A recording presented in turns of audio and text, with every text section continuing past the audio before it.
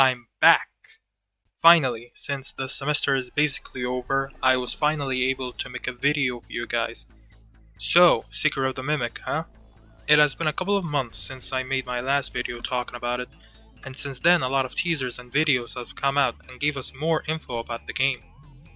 And when those things released, I found myself disagreeing with some of the things that I said in that video, and there were other things that I overlooked or didn't talk about much. So I thought I would make another video about my predictions for Secret of the Mimic story. So this video will be my complete and full prediction of what Secret of the Mimic story will be. Overall, in my last video, I concluded that Secret of the Mimic will most likely take place years after the Mimic story. One of the big reasons I think is because of the setting of Secret of the Mimic. The location where Edwin made the Mimic in the story was in an old lace factory that Edwin barely changed, and was the only one to work in it, while Murray's costume manor is filled with all sorts of mascots, costumes, animatronics, and most importantly, posters that heavily imply that there are people other than Edwin who worked in the factory. Other things that I pointed out was there is a large gap of information that is missing from the books. The Mimic story ends with Mimic killing another team of Fazbear workers. Then in the epilogues, the Mimic is described to have a burned body and a shiny head with rabbit ears. We also learn that Fazbears made more Mimic endos that were discontinued after the original Mimic did something. The Storyteller also hints that something did happen after the Mimic story, and Edwin himself was involved. First off, Edwin in the Mimic story was broke, and yet in the Storyteller, Edwin had a very large salary because of his buyout agreement with Fazbears, and he was able to travel the whole world for 30 years before running out of money and returning to Fazbears. So, something must have happened that made him earn big time. When the board of directors of Fazbear Entertainment decide to make the Storyteller, Edwin gets a sense of deja vu, and when the machine is built, it started changing the characters in negative ways and caused various problems within the Pizzaplex's systems. So when Edwin investigates this and discovers that the Storyteller uses the Mimic 1 code, he starts freaking out and says that it was happening again. So something similar to the Storyteller happened before, and Edwin was involved. We also learn that Edwin is terrified of the White Tiger Head, remembering some kind of massacre involving it. He even feared the thing coming to life and attacking. However, in the books, there was no indication for why Edwin would fear the White Tiger character.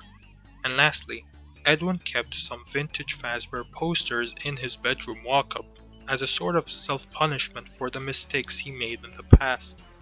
Why would old Fazbear posters remind Edwin of a time he would want to forget? It is never said that Edwin hung old Fazbear posters in the walls of the factory. So basically, combining all these things together, it becomes pretty obvious that something happened between the Mimic story and the epilogues. Some hidden incident that involved Mimic corrupting animatronics and in the end being burned.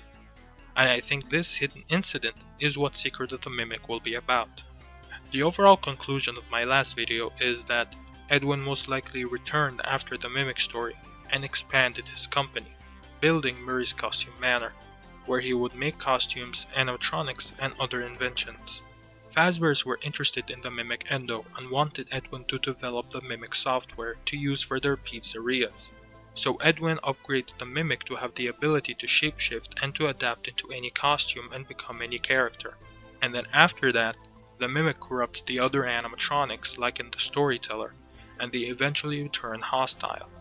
Then Mimic kills a bunch of workers wearing the tiger mascot, scaring Edwin and making him run away again for 30 years, feeling guilty for what he had done, and then Secret of the Mimic happens. So onto one of the things that I don't agree with anymore in my last video. In my last video, I claimed that the incident that occurs with the original Mimic that resulted in the Mimic line to be discontinued is the same incident that Edwin references in the Storyteller. But I don't think that is correct anymore.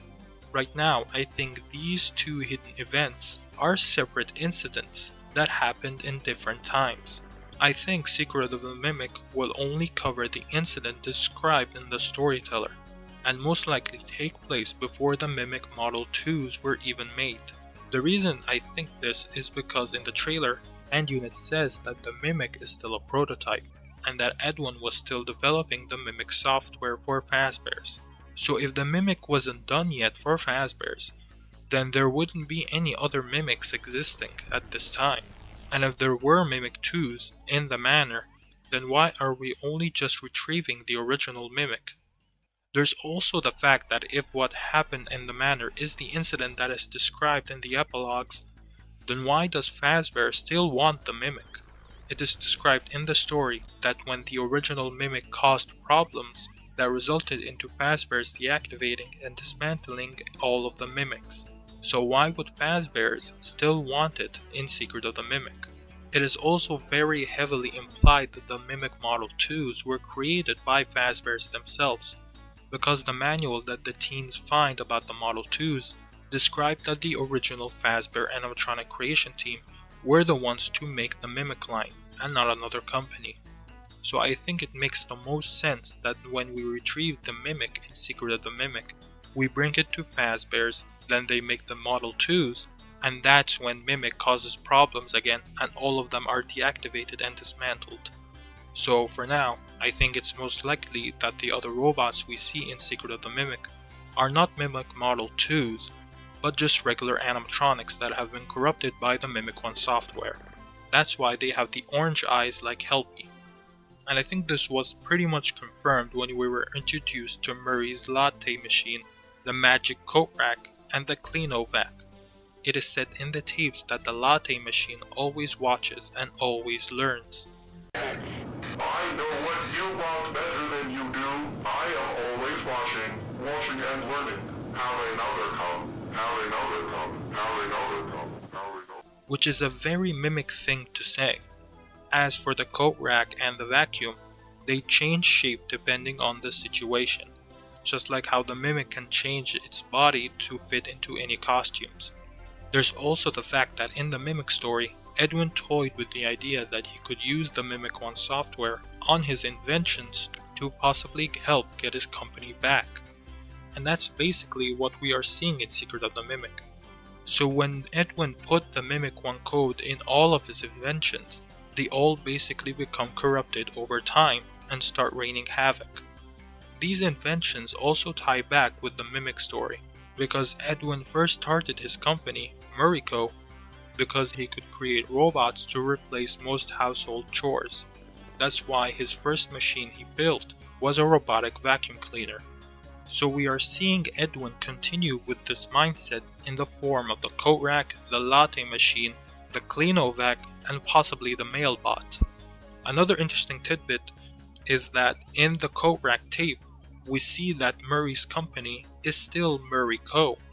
So Murray Co. is still the main company owning Murray's Costume Manor. But of course, since Murray Co. was still owned by Fazbear Entertainment, Edwin still had to make stuff for them. Now, I've talked plenty about the book side of things, so now let's switch up and talk about the games, and how they could help us predict what might happen in Secret of the Mimic. Now, we all know that we were sent to the manor to retrieve the Mimic, but is that the only thing that Fazbears took from the manor? I don't think so. I think when we retrieved the Mimic, Fazbears took other things from the manor and used it for their own locations. Case in point, the mascots we see in the pizza place, like the elephant, the crow, and Sharpay, and possibly even the white tiger, since in the last epilogue it mentions a tiger mascot suit. All of these suits are seen in the manor, so I think these costumes were made in the manor and were eventually taken. But I don't think Fazbears only took the costumes. I think they also took the animatronics. It is possible that Helpy originated from the manor, since we see the earliest version of him in the game. Another character I think Fazbears took from the manor was the daycare attendant. Sun and Moon, as we know, are old characters, since we see the Moon drop candy in Curse of Dreadbear, which takes place in 1983. We also see murals of them in the antique carousel in Help Wanted 2. And in the Bobby Dots Part 1, we are told the origins of Sun before he was the daycare attendant. It is said that Sun was once an old stage robot that turned evil when the lights went out, so another instance of the daycare attendant itself being described as an old robot. When we see Sun's N2 teeth, it is very clearly the same design as the Mimic, supporting once again that Edwin or someone in his factory made that robot. And lastly, some people who played the Secret of the Mimic demo says that they've seen murals of them in the menu. So I think it is pretty obvious that Sun was an old animatronic that most likely came from the manor. So I think there is a high chance that we will see the original version of Sun in Secret of the Mimic. Another character that I think came from the manor is DJ Music Man. We already saw that there was an older version of Music Man in the manor, so what if it is the same robot as the DJ, and like Sun was converted into being something else for the Pizzaplex? I think this is very possible because in the DJ levels in Help Wanted 2, Music Man's eyes will sometimes flash the security sign that is seen in the data diver, so some of that old programming was still in the DJ after all these years. There is also a high chance that a physical version of Glitchtrap might appear in Secret of the Mimic, and I think this game will show us the reason for why the Mimic chose this version of Spring Bonnie when trying to mimic Afton. I also think there is another character that came from the manor and ended up at the Pizzaplex, but I'll talk about him later on. Now I want to talk more about the plot for this game. Another thing that I changed my mind on with my previous video is with how mexes will fit in with Secret of the Mimic. At first, I thought that it was showing us that the mexes machine was created in the manor by the protagonist, and then someone in the future recovered it from the manor and placed it in the ruined pizza place. But I since changed my mind on this, because when I heard Mystic Hippo say that the Jackie gift we get is from the distant past. The gift awaits you in the distant past. I now think this ending might just be a setup for the start of Secret of the Mimic, with the van driving off at first and then seeing it arrive at its destination in the beginning of Secret of the Mimic. So knowing that, and knowing that Edwin's creations use the Mimic 1 code, it seems like the player of Secret of the Mimic brings the new Mexis machine with him to the manor to stop the other animatronics from attacking, and possibly trap the Mimic so he can be turned off and be sent back to Fazbear's. Now, who is going to do all this? When it was said in the doco interview that the design of the data diver was intentionally made to look like a Faz wrench, it made me think that maybe the player of Secret of the Mimic might be someone important than just a random employee. If the data diver was intentionally designed to be similar to the Faz wrench, then whoever is connected to the Faz wrench is most likely also connected to the player of Secret of the Mimic.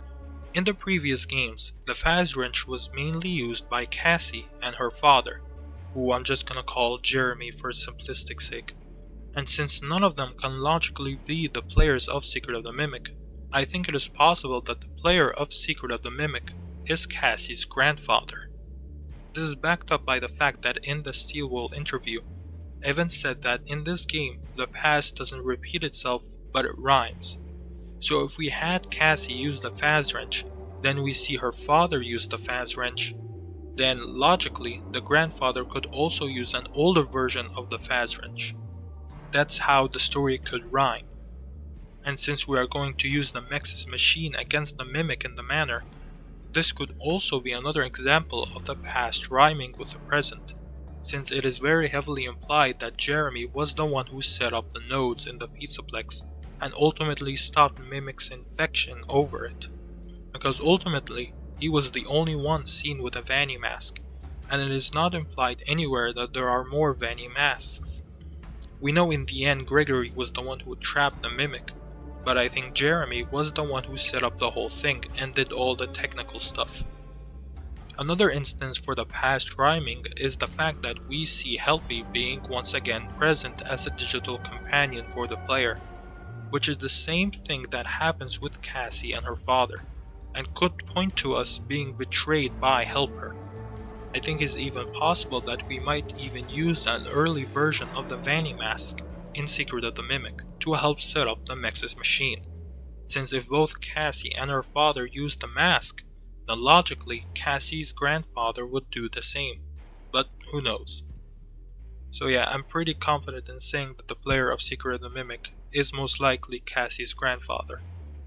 Another small idea I want to mention, I think Secret of the Mimic could possibly answer why there have been so much Nightmare imagery in every Steel Wool game, and that answer could come in the form of Jackie.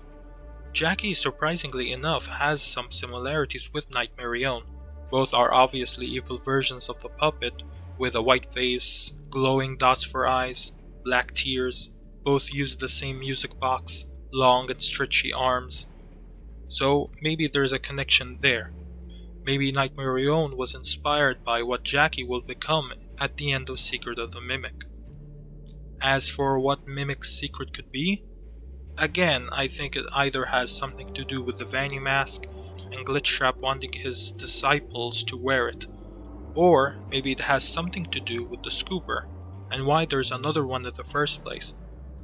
But of course, we are just going to have to wait for the game to come out and know. Now, I could have ended the video here, but I didn't just want to talk about what I think will happen in Secret of the Mimic. I also want to talk about what could happen after the events of Secret of the Mimic, and maybe predict what the story could be for a possible DLC or sequel. So when Fazbears retrieved the Mimic at the end of Secret of the Mimic, what were they planning to do with it? We know they made more Mimic Endos, but what were they specifically planning on doing with them? Well, I think I have an idea.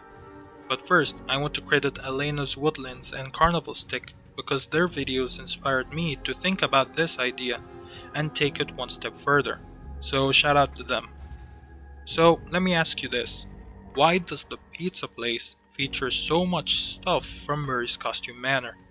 Like in the Tales epilogues and Ruin, we see so many costumes from Murray's in the location. Even the Mex's machine was moved from the manor to the pizza place, and accompanying it is an old poster for the Vanny mask. So what exactly is going on here? Well, what if I told you that Freddy Fazbear's pizza place was a much older location than we realized? Of course, some people aren't surprised by this because a lot of the community believes that the pizza place was originally Fredbear's family diner. But I'm in the minority that doesn't think this. So while I think it's possible, I just don't think that's the case. But I do think the pizza place is an old location, and I don't think it's any random old Freddy's location.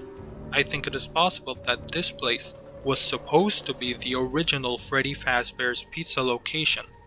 We know at the time of Secret of the Mimic, Freddy Fazbear's Pizza was coming soon, and as we know, the first Freddy's opened in 1983.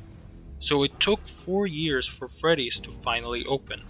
While the poster could just be a cool Easter egg because of the time period we are in, what if Freddy's was supposed to open earlier than expected, but was delayed because of the Mimic?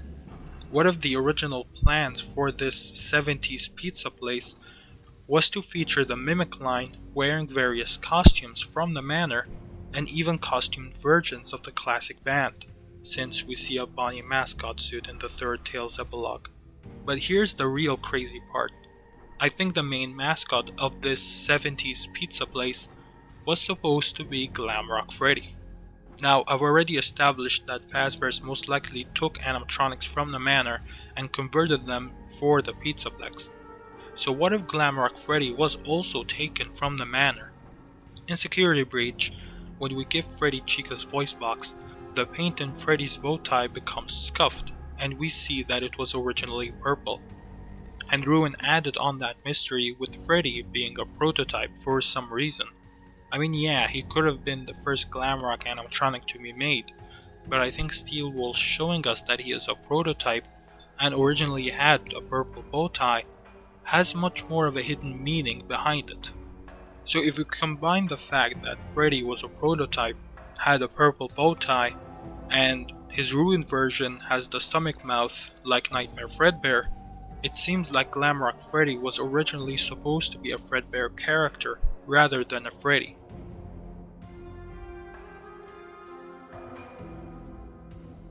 So if Glam Freddy was originally supposed to be the main attraction for the 70s pizza place, then this could also explain the old looking giant Glam Freddy head in the sinkhole. This was originally for the pizza place. Another thing that I noticed is that Freddy isn't the only thing that is called a prototype in Ruin. Specifically, the golden Glam Bonnie plush is called a prototype. So if we have Freddy, who is a prototype and was supposed to be a Fredbear, and we also have a golden Bonnie, who was also a prototype, then I think it is possible that a Glam Spring Bonnie was also supposed to be the star in the 70s pizza place, which could explain why the mimic in the epilogues had rabbit ears, because it was originally the endo for a Glam Spring Bonnie, or at least the head was. And considering that the mimic is called a prototype in Secret of the Mimic, I think we might see the connection between it, Glam Freddy, and the original Glam Spring Bonnie, and it'll maybe finally explain Freddy's speech in the Burn Trap ending, where he found himself for the first time. Maybe some of that original mimic coding was still in him. I think the reason for why all these plans for the 70s pizza place were scrapped and the place never opened was most likely because of the incident that we hear from the epilogues, where the original mimic caused problems again and Fazbears didn't want any more trouble, so they shut down and dismantled the mimic and all the other mimics. But to go into detail, I think this other incident could have involved a young Jeremy. The reason I say this is because of Candy Cadet's story. Now let me tell you a story about a young woman who, when she was little, was led into a dark forest by a witch, and almost eaten. She had fallen for the friendly voice without discernment, and was led astray. She had escaped before being thrown into the oven, but would have a scar for the rest of her life. When she had grown, she sought revenge on the witch, and entered the forest again willingly, this time with the confidence of age and experience. She was greeted at the mouth of the forest by a young boy who offered to help guide her through the darkness. She welcomed the help, and followed the young boy over the river, through the jagged trees, and toward a small house. "Come," the boy said. "Rest here before killing the witch." The young woman was tired, and would kill the witch in the morning. She followed the boy into the house. The oven door closed. The witch would finally have her meal. The latter half of his story is most likely talking about Jeremy in Help Wanted 2. The little boy who is helping him and then betrays him is most likely Helpy, and the witch is of course Glitchtrap, who finally kills Jeremy. But it is the first half of the story that is the most interesting. The woman encountered the witch when she was younger, so it very heavily implies that Jeremy encountered Glitchtrap when he was younger, and since in the story it is in the same location, a dark forest and a small house, it seems like Jeremy visited the pizza place when he was a kid, which again supports my idea that the pizza place was built in the 70s and housed the mimic endos. Another idea that connects to this is maybe the AR version of the pizza place that we see in Help Wanted 2 is designed like how Jeremy remembers it from the 70s, and why we have attractions like Mystic Hippo, who was said to be inspired by those 70s fortune tellers. So maybe the incident that is mentioned in the epilogues involved a young Jeremy being lured to the 70s pizza place and encountering the mimic. Jeremy escapes before being killed, but would have a scar for the rest of his life. Maybe that is what made him so special. Not only was he the son of the man that stopped the mimic before, he narrowly survived an encounter with the mimic when he was a kid. I then think when Fazbears heard about what happened, they deactivated and dismantled all the mimic endos before any other disasters would occur. And then Henry would swoop in and make the Fazbear band we all know himself, and finally open Freddy Fazbear's Pizza in 1983, burying the mimics to be forgotten about. That is, until decades later, when Fazbears took the old mimic parts and used it for the new VR game, which inadvertently spawned a creature hellbent on death and madness. So, I hope you enjoyed this video. If you did, please like and subscribe. So, see you on the flip side.